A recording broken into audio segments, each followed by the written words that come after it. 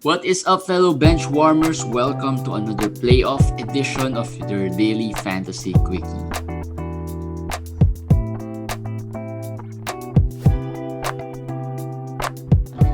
What's up, guys? Exciting week, midweek, 3 days left. If you are in the playoffs already this week, some teams are in the quarterfinals, some teams are in the semis. Some teams are still battling for that playoff spot, which could start next week. How are you, Kamish? Yeah, my teams are getting pounded this week. A little unlucky. But you've secured already your playoff spot, right? Yeah, I've secured it. Basically, since we're gonna start week 18, next week is week 17, so I'll have a week to prepare. Yeah. For that week 18 start. So let's quickly talk about that. If you've secured your playoff spot, this is not really the time to relax and put your guard down, but this is the time to take advantage of certain opportunities, like adding players who might be hot or you might find useful or better than players in your current roster. Yes, in my case, like I have one team that is possibly gonna be a buy already. Will be a buy. So I won't play week 18. Next week is just week 17, right? So I have week 17, week 18 is a buy. So I will play week 19. Mm-hmm. So these 2 weeks, basically, I'll really just be concentrating on trying to find the best FAs to add. Yeah. Yeah. With all the injuries and rest that are going around the league, it's very important to find that right player. If we have a buy, don't add so many players right away. I mean, always keep one or two, at least 2 moves for the latter part of the week. Yep. Because that's where the other managers will be dropping players left and right. And you might get some values there. So always, that's a tip for all of you. Like there's another, I have another team that will start the playoff next week, week 17. Mm-hmm. So there's no buy there, just 1 to 8. And I'm around 3-4 around those areas. So I'm basically in. So this will be the last week. So this week I just gave up the week. I just didn't care if I lose. I just kept my moves until this next few days so that I can add players. I'll still have flexibility if someone gets injured or something, right? And when you add as well, you have to somehow pick certain players as well. You don't add just for the sake of adding players, because some players might even hurt your the makeup of your team, right? If you've got high field goal, for example, and then you add certain players that can pull your field goal down, that can ruin the dynamics of your strategy or the dynamics of your team. Yeah. So I think it's also important to pick and choose which players to add based on their upside and based on how they can help your team in the coming playoffs. Let's talk about injuries first. We'll probably just go through some players and maybe what to do with them, or which players can be added in case that you want to stream some players for Sunday. Zach Lavine will be out 2 weeks at least. This is due to COVID, and just when we thought that the COVID situation has been normalized or has been pretty much the whole second half of the season, we haven't had really any game postponement, right? No game postponement. Yeah. Or just one? No, I don't think there's any game postponement. None. Maybe we forgot 1 or 2. Maybe 1. Let's say 1. It's been very, very stable so far the second half of the season after the All-Star break. And there have been very little or few players getting into COVID protocol. And most of those players are just in it for a few days and then they come back. I think for exposure. Yep. And I think so. The longest so far before Zach Lavine, the longest one was Evan Fournier, which was quite recent as well. which we already guessed was a positive test also, since he's been out for I don't know, a week and a half already. More than probably 2 weeks. He had COVID protocol for I think 2 instances wherein he had COVID protocol. So Zach Levine would be out 2 weeks. If you are in your playoffs right now, you're in the quarterfinals, you still hold or you drop? If you're in your quarterfinals right now, of course, if you have an IL, keep him. But if you don't, I'll drop already, because 10 days would be April 26 to 30, April 30, let's say. That would be week 18. That will be around the end of week 18, which if you're in the quarterfinals now will be the end of your finals anyway, right? Yep. So I mean, there's no point. There's no point in holding him. But if you have an IL, of course, and you don't have anybody in your IL, of course, even if there's no point, you still put him there. What if suddenly it becomes a false positive and he comes back early? I mean, that's the only reason you put him in your IL. But if there's somebody in your IL, you have to move on. I mean, you're already in your quarterfinals. Well, if there's somebody in your IL but of a lower caliber player, you still pick Levine, right? Depends on how low, but yeah, I guess yeah, you pick Levine. Shea. I pick Shea. Shea because Shea has a chance to suddenly come back. Levine at this point, the chances are slim. So I'll pick Shea. So if you that's the situation that would happen if you are already in your quarterfinals currently. If you are in your semis, drop him. That's obvious. That's the obvious option. If you are not yet, if you are starting the finals, the playoffs next week, you hold. Similarly with how the quarterfinals is. Yes. If you start your playoffs next week, quarterfinals, it's 50-50. You can drop for me because he comes back finals week. Well, you have to make the finals to be able to use him, right? So, yeah, if you have an IL, okay, just I guess it depends as well how your team strong your is. team. Yeah, like we always say in past episodes, depends on how strong your team is. There are certain teams that can withstand losing a player like Zach Levine and still be a strong team, and you can wait it out, because if you're not yet in the playoffs, you haven't started playoffs yet, there's still time. If you get to the finals, you could use Zach Levine. So hopefully it won't be a prolonged COVID protocol, just like the players like Karl Anthony Towns, who had pretty much a month off, or Jason Tatum, who's had after effects. There's also been reports that Jason Tatum is currently using inhalers. Yeah, he's using inhalers, but he did say he's feeling close to 100%. But how long has it been? Yep. I think it's a month or so. So there. So there hopefully it's not going to be as serious as that. Zach Levine out due to COVID protocol. The biggest news last night: Lamarcus Aldridge retiring due to health concerns. Obviously he's a drop, but let's talk about players you can add to replace Lamarcus, because the challenge here for Brooklyn, there are a lot of options who can replace Lamarcus. Yeah. Well, they have. It's a by committee thing. Yeah. Without Lamarcus, it's just basically the same Brooklyn team before, plus Blake Griffin. But we know Blake Griffin doesn't play every game. Yep. So it's basically DeAndre Jordan. I expect DeAndre Jordan to start, and then if they're playing small, they would have Blake or Jeff Green off the bench to replace him. If they're playing big, maybe Nick Claxton or Alice Johnson. So there are 5 of them there that could play the power forward position. Mm-hmm. So must add.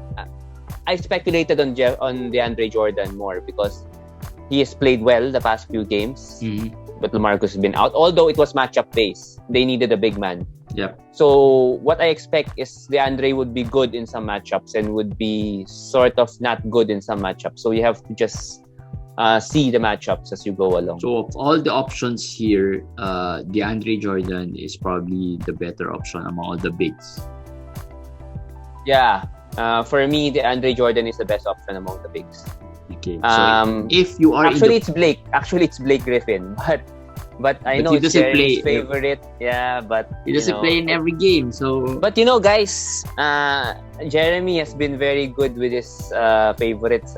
I mean, he likes Kevin Love. He's been playing until now. He likes Blake Griffin, and Blake Griffin has had the resurrection also. So imagine, guys, we have a list here of all the players resting, and Kevin Love is still playing. Yes, in back-to-backs. Right? Yep, in back-to-backs, in whatever games. He is still out there playing, and he has been playing well. So, and I posted something a while ago in our page. Russell Westbrook has played 18 of the past 18 games in 31 days. 18 games in 31 days, and he has 11 triple doubles in that stretch. Amazing. I mean, in this kind of a season, nobody would dare say that they would imagine Russell Westbrook doing something like that, right? I mean. You would have traded Russell Westbrook last January or February. A lot of managers wanted to trade Russell Westbrook. Yeah, so I mean, you cannot really predict these things. But like Blake Griffin, as I said, he could, because we're in the playoffs already, right? We should not look for a long-term ad already.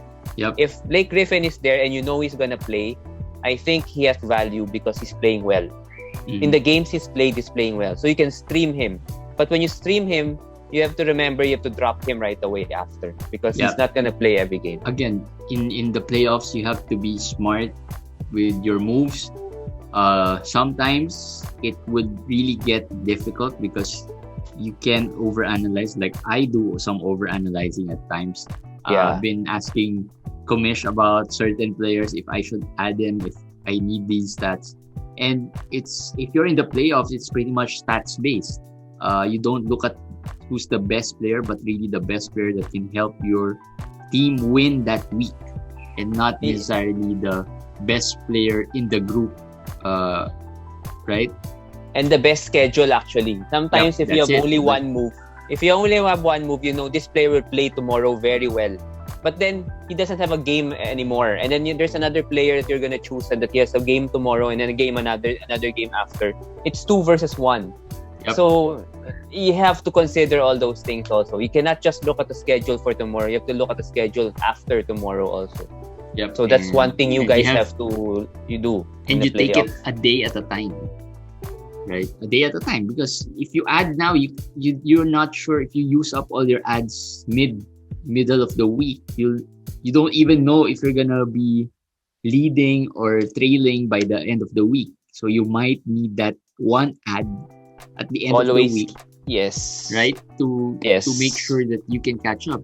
Because there will come a time wherein by Monday, you'll be down by a steal, a rebound, or 2 rebounds, and you don't have any ads anymore to help. Always leave an ad for the last day. That's also something I always do. Yep. So that's it. Let's get back to more injuries. James Weissman is out for the season. Juan Toscano Anderson played well today, so he could be a player you can stream or add.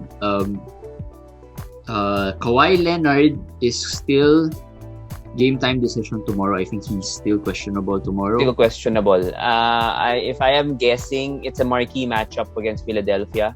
So there's a chance he'll be motivated, or the Clippers would want to see how they match up with Philadelphia. That's the only reason I'm thinking he might play.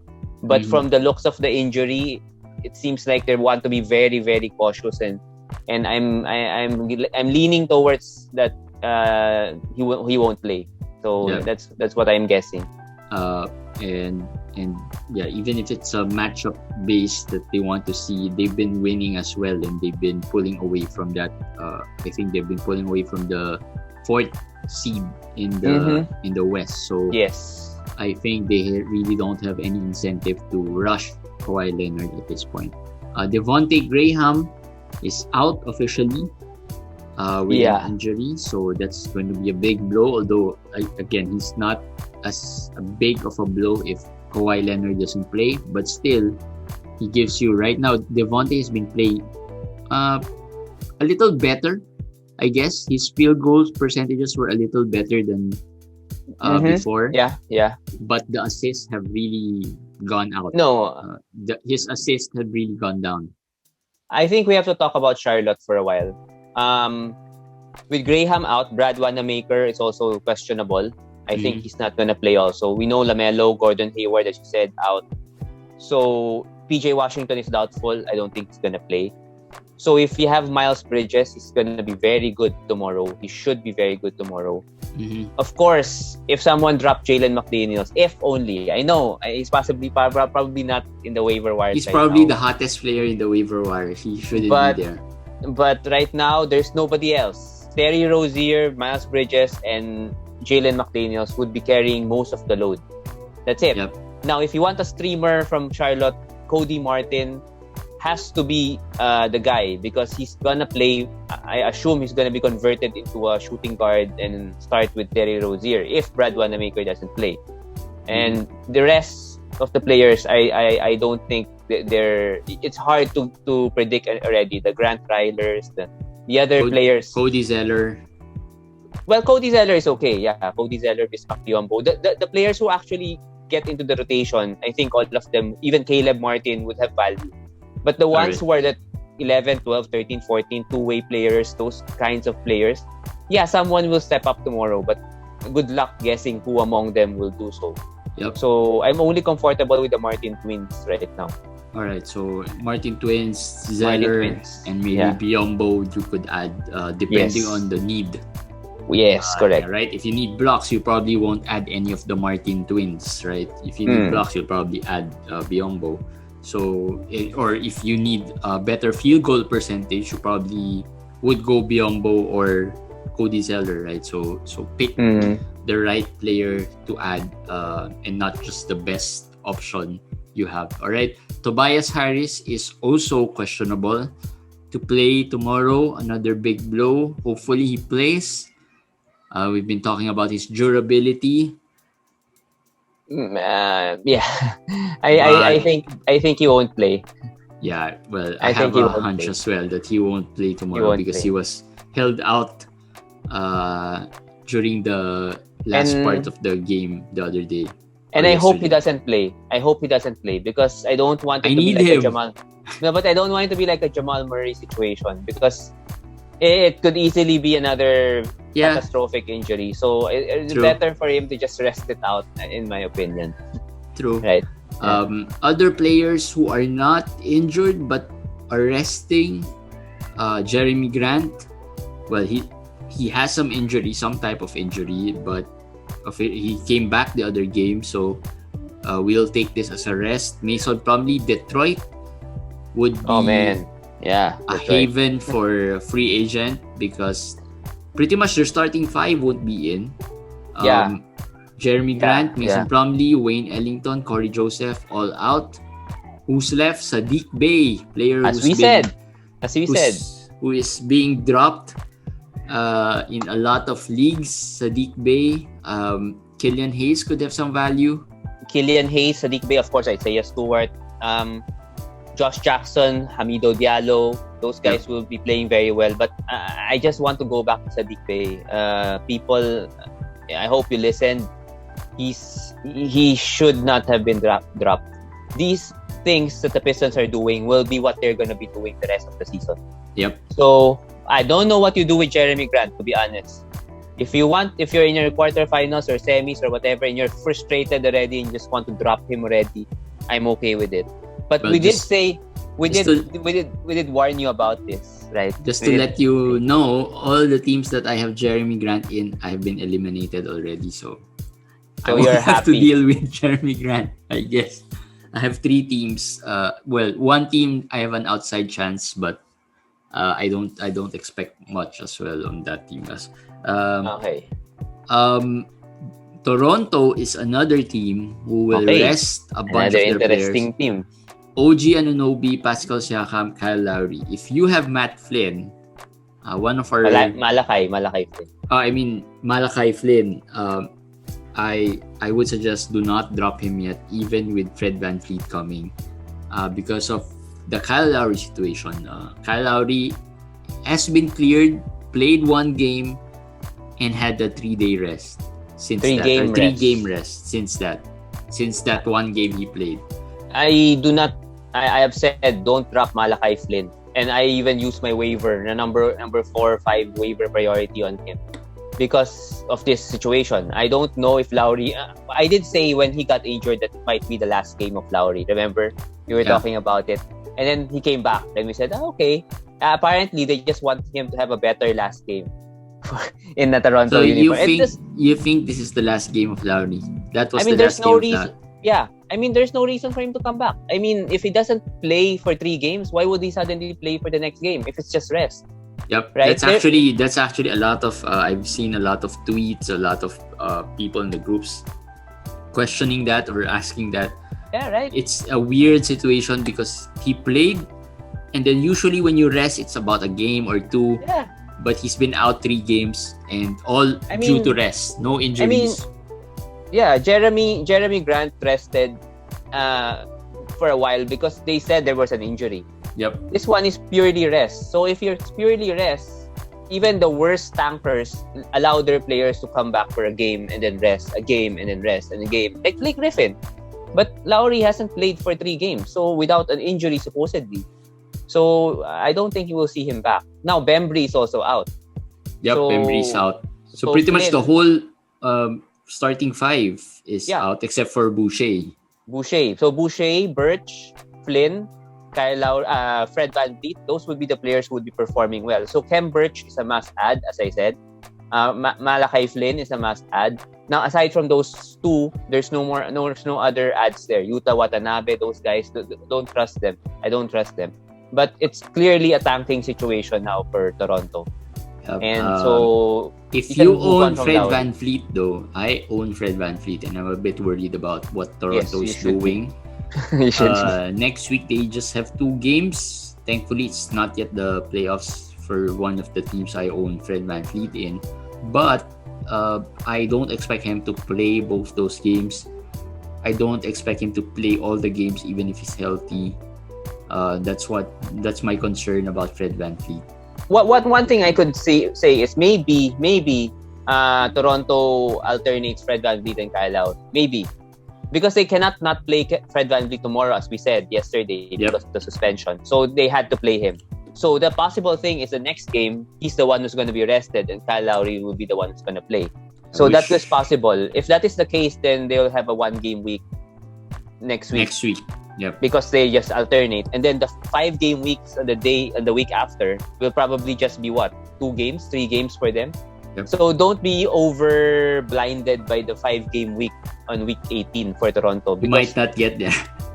might not even get 4 games. They might only play 3 games. So it's even worse than other teams. But Pascal and OG, I think it's just 1 or 2 rests. But I think they'll play in the most parts. I think and I hope because I also have OG in my teams. So those are the players resting. I'm not sure if we missed out some, but at least those are some of the key players who will be resting. But there are other good news as well. Some players are close to returning. We talked about Fred VanVleet. Karl Anthony Towns is returning tomorrow. So that's good news for Karl Anthony Towns owners. That's good news for me because I'm in the middle of a playoff match wherein I have Karl Anthony Towns. Lonzo Ball is probable? Yes, he's probable. He's going to return unless he experiences a setback or something. He's going to be back. All right, so Lonzo Ball could be back. So you can fire up those Lonzo Balls in your teams. Anthony Davis is nearing a return. He's been cleared to do full on-court activities. He should be back next week. He should be back 23rd, 24th, middle. They only have a 3-game week next week. So he should be back in the second game of that 3-game week. Now, I want to talk about the Lakers because we've been getting the Montrezl Harrell questions, a lot of questions. Drummond, of course, a lot of people are so irritated right now. They're so fuming. They're fuming mad about the toe of Drummond because it's again the inflammation of the toe for Drummond. And then there's Marc Gasol. So what to do? Marc Gasol dislocated his finger. pinky finger in the left hand. But he said he's not using his left hand anyway, so he wants to play. So let's see. But keep Harrell because of Drummond's situation. I know people are frustrated; they want to drop him. But with Drummond and then with Gasol now, I think you should keep Harrell. You should keep him first, and then if you are still playoffs, still you are still within the playoff teams, and you are not in the playoffs, and if you are in the playoffs, your team is doing fine. Yeah. Even with Harrell not playing very well.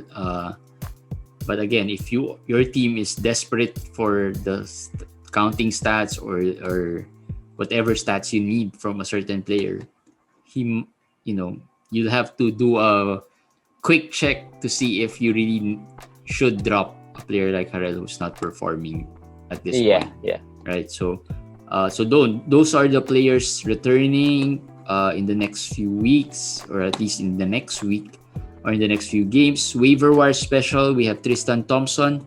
Robert Williams was out today. We're not sure if it's going to be long term or how many games. But sucks. Tristan Thompson is left, the only center left, I guess, in the Boston rotation.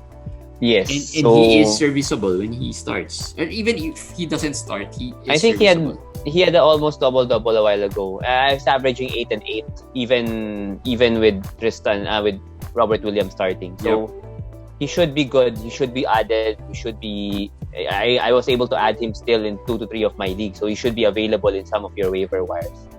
So I'll just say that the injuries have been really bad this year with the big men. This past few days, Nerlens Noel is still questionable tomorrow. So those players have been playing well. Noel, Robert Williams.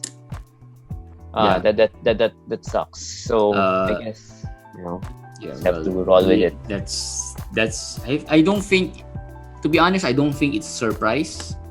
It's just crazy how everything. It's just crazy. Yes, but it's crazy. I don't think it's a surprise. We expected rest. We expected injuries out there, especially this season. In fact, I'm surprised that we've had just one COVID case in the past few weeks, right? We even expected more COVID cases. But the vaccination might have helped. Yeah, and I guess a lot of teams have been vaccinated as well, and I think they've taken really good precautionary measures already, and players already are aware of what to do. So other players. I'll add some waiver wires to the light of Zach Lavine's COVID case. Kobe White. I know he's been dropped. I picked him up in some leagues. I know he's been terrible. I'm not a Kobe White fan myself, but Zach Lavine is the number 1 scorer of the Bulls. If they want to find a replacement for Levine, they have to find someone who can score, and Kobe White can score. So this might be what he needs. And remember, Thomas Satoransky is a big point guard. So I think they can play together. And I feel like that's what they will do. Now we have to see if that's exactly what happens. But if he starts, I like him a lot. If he doesn't, then it's possibly. If you're in the playoffs and you're close in field goal, do you add Kobe White? If you're close in the field goal, no. If you really need to win field goal, you don't add Kobe White, because now you get him because he's gonna give you the volume, the points, the threes, diba? That's what you will get from him. But if you're fighting in the field goal and it's close and it's the last 2 to 3 days, don't mess with it right now. Don't mess with it right now. Field goal gonna be and playing assist, with fire. If you need assist, Kobe White probably is not your guy. You might be better off adding maybe Killian Hayes. But Killian Hayes can also kill your field goal. But if you need assists, he's probably not gonna take as much shots. Yep. The volume might not be there because they have Sadiq Bey shooting. So I guess that's how you assess what type of players you add, right? You don't just add, Zach Lavine is out. I'll probably Kobe White's I'll add him up, but you don't realize it will mess your field goal. It would probably give you more turnovers. And you have to see if you're like up 80 points already, you don't need him. If you're down 80 points also, you don't need him either. So that's correct. You don't look at it as a must add right now because you're at the later parts of your season already. You're just looking at this week. If you are not yet in the playoffs, then Kobe White could be an ad just to see how he does. Because maybe he'll give you whatever you need, or even if it doesn't fit yet in your team, but you could experiment a bit because it's not yet the playoffs. But if it's the playoffs, you add based on the stats that you need, and all you need 5. You don't want to mess with that 5 stats, or you don't want to let your opponent pull away with that 5 categories. Other players, Taurian Prince has been hot lately. We've already mentioned him a few times in the past quickies. He has scored 7 straight times in double figures and 2 to 3 3-pointers a game. Yep. So yeah. And if you need the threes and you want better field goal, maybe Taurian Prince is a better option than Kobe White. Am I correct? Yeah, correct. That's correct. Right? You need threes. Taurian Prince can give you threes. You need points. He can give you that. The good thing about Taurian Prince, he can give you other things as well, like the rebounding and the steals, which probably Kobe White would not be able to give you. Yes. If you need rebounds and blocks, Hassan Whiteside, we recommended him yesterday. Although he doesn't have a game already in the next 2 days, but if he is still in your waiver wire, you could wait for him. He could be your last ad. Yep. Yeah, for the last day. Could be your last ad. If those rebounds are close, he's saving me today because I added him, and instead of having a 14 rebound deficit, I'm just down to 4. So that gives me a fighting chance for after tomorrow. Tomorrow would be, I think, crucial because almost all teams would have a full roster. Yes. So it's a matter of who performs and who doesn't. And yes. And after tomorrow, you'll get a clearer picture of how you stand this week. Because after tomorrow, pretty much it's some teams may pull away already after tomorrow. That's correct. Some teams may pull away, or the categories you will see already. Some categories are too far from you already, so you have to change a little bit and just look at certain categories. So that might be what will happen. Especially if you survive today, having just 2 players playing or 3 players playing, and then your opponent had 6 players playing today. Because that happens, right? Today is not a full slate. We had 4 games. In some teams, they just had 2-3 players who played today. But if you survived, I survived because Chris Middleton didn't have a good game. That was my opponent. Devin Booker didn't have a great game. Yeah. So I survived, and adding Hassan Whiteside and having Chris Paul helped a lot. And if you're in the after tomorrow, last 2 days, Sunday and Monday, Manila time, you can just count how many games left for both of you. You can add the moves. If they have a move, you can add it there. So let's say you have 11, he has 9. So you can already see it. And now if you're leading by a big margin already, let's say, and this is just a tip, if you're leading by a big margin already in assists, let's say, and your turnovers is close, are close, the fight there, you can choose now for Sunday and Monday. Maybe don't play some of the high turnover, high assist guys because you have a big lead already. Yep. You can calculate it already. You can only do this usually the last day or the last 2 days. So after tomorrow, it will be crucial. You have to see what happens after tomorrow. Since tomorrow is the day that doesn't mean you bench all those high assists. Just limit. No, you choose. You choose. Yeah. Maybe one player who you feel would give you higher turnovers, and maybe you have the option to sit him so that your turnovers, because the what I call the lucky stats would be the field goal, the free throw, steals, blocks, and the turnovers. Those 5 stats, there's a lot of luck involved in those 5 stats, right? A player could be very poor, shooting 60% from the free throw line, but this week shot 4 out of 4. that's possible, right? And that's quite lucky for if the team had the opponent I had has Moses Brown, and he's been shooting 60% from the free throw. Yes, Moses Brown is shooting terribly. But he has 4 out of 4. He was 4 out of 4, and that's a Bam Adebayo last week had 5 out of 14 from the free throw.